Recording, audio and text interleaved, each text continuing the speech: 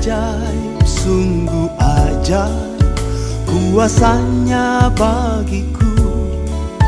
Ajaib, sungguh ajaib, anugerahnya dalam hidupku.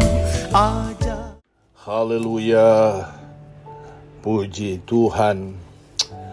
Saudara-saudara, kita patut bersyukur karena Tuhan yang kita sembah adalah Tuhan yang setia, yang tidak pernah berubah. Dan pada kesempatan ini saya akan mau berbagi kepada pendengar yang setia, yang diberkati Tuhan. Di dalam suratan Galatia pasal yang pertama ayat 15, di sana dikatakan, tetapi waktu Ia yang telah memilih aku sejak kandungan ibuku dan memanggil aku oleh kasih karunia-Nya. Judul renungan kita pada kesempatan ini adalah mengerjakan panggilan Tuhan. Saudara-saudara, melalui proses perjalanan hidup kita atau hidupnya Paulus mulai memiliki keyakinan yang teguh terhadap panggilan Tuhan. Di dalam ayat 15-16, Ia telah memilih aku sejak kandungan ibuku dan memanggil aku oleh kasih karunia-Nya. Berkenan menyatakan anaknya di dalam aku supaya aku memberitakan dia di antara bangsa-bangsa, bukan Yahudi. Maka sesaat pun aku tidak meminta pertimbangan kepada manusia. Haleluya.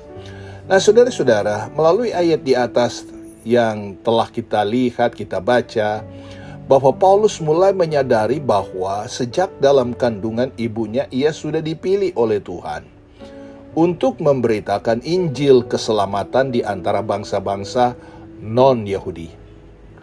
Nah, sekalipun hal tersebut baru ia rasakan beberapa puluh tahun kemudian, panggilan ilah inilah yang memacu dan memotivasi dia untuk melayani Tuhan dengan segenap hati dan jiwa.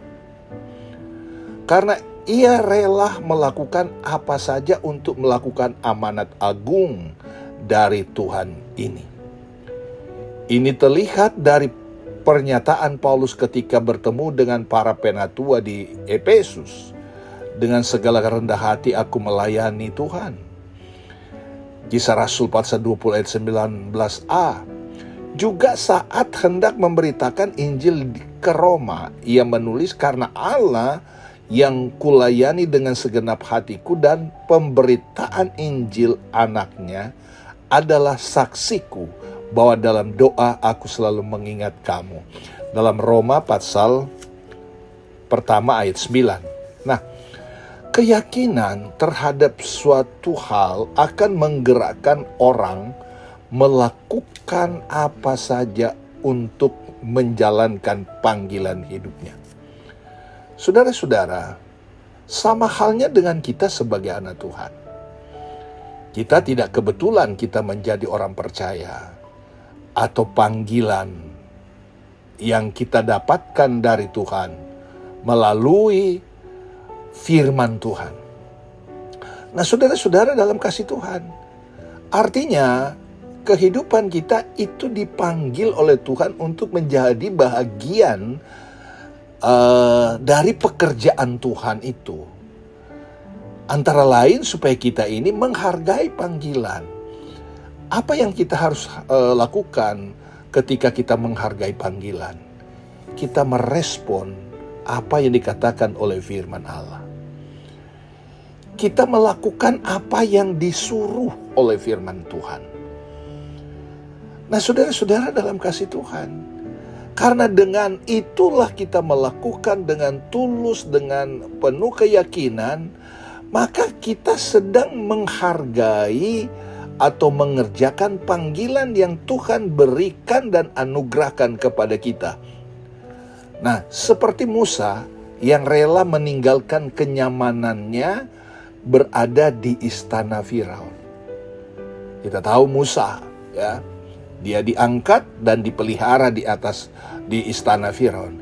Ia rela memilih untuk menderita bersama bangsa Israel daripada menikmati kesenangan dosa di Mesir. Sama halnya dengan kita. Mungkin kita tidak seperti Musa, hidup di istana. Tetapi saudara-saudara dalam kasih Tuhan, ada zona-zona nyaman, kita merasa nyaman, ya, yang hanya membuat daging kita ini bertumbuh, daging kita ini makin hebat, sehingga jarak kita dengan Tuhan makin jauh. Ya, itu sebabnya saudara-saudara kita harus tinggalkan, berani melepaskan semuanya itu, kebiasaan yang salah, hobi yang salah, ya, karena iman kita kepada Tuhan. Nah begitu juga Musa. Karena iman maka Musa telah dewasa menolak disebut anak Firaun karena ia lebih suka menderita sengsara dengan umat Allah daripada yang sementara menikmati kesenangan dosa. Dalam Ibrani pasal 11 ayat 24-25. Bukan berarti kita tidak usah bekerja, kita bisa bekerja. Tetapi hal-hal yang kita tahu yang menjauhkan kita dengan Tuhan, yang kita sudah tahu bahwa itu bertentangan dengan firman Tuhan. Nah mari saudara kita mau komitmen. Karena keyakinan akan panggilannya, Paulus bersedia membayar harga. Sama dengan kita, dengan keyakinan yang kita percayai, yang kita imani, yang Tuhan beri, kita rela itu loh. Untuk bercapek-capek untuk kemuliaan Tuhan. Ya. Rela menderita dianiaya. Aniaya dalam arti di sini mungkin karena kadang-kala kita buat satu perbandingan saudara ya. Dulu saya enggak dekat sama Tuhan, justru enggak ada masalah. Tapi setelah dekat sama Tuhan, saya banyak masalah. Banyak yang sedengar seperti itu. Tapi saudara tahu bahwa kita sedang diuji. Ya. Sedang diuji. Apakah kita sungguh mengasihi Tuhan? Apakah kita bertekad ikut Tuhan? Cuman karena masalah-masalah yang kita hadapi, kita mulai undur. Ya. Yang disebut oleh Paulus itu sebagai aniaya. Ya.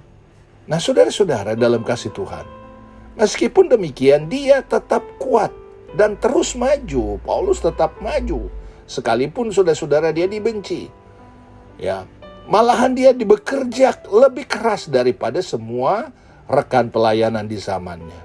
Dimanapun, kapanpun, dan bertemu dengan siapapun, tidak berhenti-hentinya Paulus bersaksi tentang Kristus dan mendorong orang lain untuk bertobat. Jadi kita melihat bagaimana Paulus dia fokus kepada panggilan ya yang dia dapatkan dari Tuhan, dipercayakan oleh Tuhan, dia kerjakan itu. Dengan apa? Dia membawa jiwa untuk diselamatkan. Berapa jiwa yang saudara bawa untuk Tuhan? Mari kita belajar kepada Paulus. Biarlah rohmu menyala-nyala dalam melayani Tuhan. Roma 12 ayat 11 bagian B. Mari kita semangat. Ya. Mari kita semangat. Kita mau bertumbuh dalam kebenaran. Kita mau bertumbuh dalam melakukan firman Allah. Dan kita minta kekuatan dari Tuhan. Dan saya percaya, kalau kita menerima panggilan Tuhan, kerjakanlah panggilan itu dengan minta kekuatan dari Tuhan. Dan Tuhan pasti menolong kita, memberikan kita kemampuan. Tuhan Yesus memberkati kita semua. Amin.